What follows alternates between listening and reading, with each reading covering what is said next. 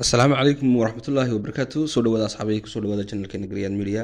Waxaanu soo gudbin doonaa xaaladihii u dambeeyay gobolka Sanaag iyo degmada Saylac, kuwaasi oo maalmihii u dambeeyay isbedelayay. Qaar ka mid ah dhalinyarada beesha Samaroon ayaa lagu xidhay magaalada Boorama iyo waliba degmada Saylac, kuwaasi oo ahaa dhalinyarada baraha bulshada wax ku soo gudbiya, halka qaar kalena ay u baxsadeen xaggaas iyo buuraha, iyagoo kaga dhawaaqay buurahaasi inay yihiin jabhad ka soo horjeeda Somaliland. Dhanka kale, ugaaska beelaha Gadabuursi ayaa sheegay in taaka ka mid ah dhulka Gadabuursi uuna ka tanaasuli doonin, lana sii daayo dhalinyaradaasi lagu xidhay magaalada Boorama.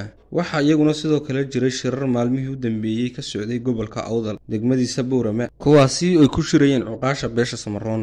ayaa waxa ka soo baxay in lala kulmo madaxweynaha Somaliland oo uu fidiyay casuumaad rasmi ah. kuwaasi ayaa waxa la sheegay inay la kulmeen madaxweynaha Somaliland isagoo ku qaabilay guriga madaxtooyada Somaliland. wax warar oo ka soo baxay ma jirto, waxayna sheegeen in ay hadli doonaan maalinta Sabtida hadduu Ilaahay yiraahdo. dhanka kale, wasiirka arrimaha gudaha Somaliland iyo waftigii uu hogaaminayay ayaa iyagu ku sugan maalmihii u dambeeyay Saylac, waxayna sheegeen in xaaladda gobolka wanaagsan tahay. gobolka Sanaag xaruntiisa degmada Saylac ayaa waxaa ku soo qulqulaya waftiye ka soo baxaya dalka Djibouti, kuwaasi oo xogtooda la qariyay, waxaana maalmihii u dambeysay ku sugnaa degmada Saylac safiirka Somaliland u fadhiya Djibouti Cukusi, isagoo la kulmay mas'uuliyiintaasi gobolkaasi Sanaag. waxay ka wada hadleen ilaa imika warbaahinta looma soo bandhigin. waxa iyaguna warar hoose aanu ka helnay beesha Ciise oo la sheegayo in xukuumadda Somaliland ay ka wada hadleen in xeerka Ciise dib loo dhigo 10 cisho, kaasi oo ku beegnaa 5 bisha 12 sida iyagu hore u sheegeen. laakiin xukuumadda Somaliland ayaa waxay kala hadashay in dib loo dhigo 10 cisho lana dhigi doono